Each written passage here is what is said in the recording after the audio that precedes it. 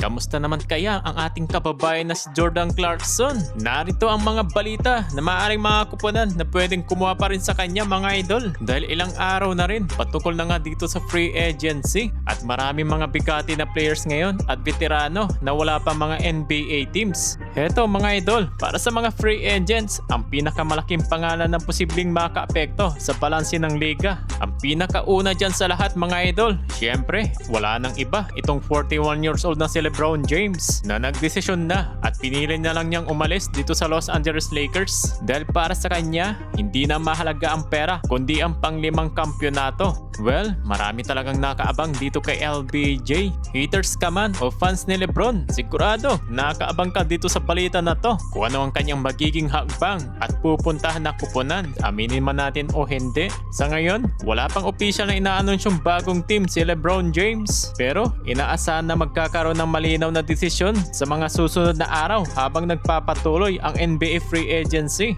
At ang pangalawa na bigati na player ngayon na nasa free agent na hetong si James Harden na nag-decline sa kanyang 42.3 million player option para sa 2026 to 27 season. Wala namang sinyalis na alis siya mga idol pero bahagi ito ng kanyang plano upang makipagsundo sa isang bagong pinakamatagalan na kontrata. Ayon sa mga ulat, kasalukuyan nag-uusap ang kampo ni Harden at ang Cavaliers para yan sa isang multi-year deal na maaaring mas mababang taunang sahod. Ngunit mas mahaba ang garantisadong magiging kontrata nito ni James Harden. Dahil sa galitong plano, ang bagong kontrata ay makakatulong ito para sa team ng Cavaliers na magkaroon ng mas malaking salary cap flexibility habang napapanatili naman nilang kasama itong si James Harden sa kuponan. Wala pa namang official na anunsyo, ngunit karamihan sa mga ulat ay nagsasabing malapit nang matapos ang negosasyon para sa kanyang bagong kontrata.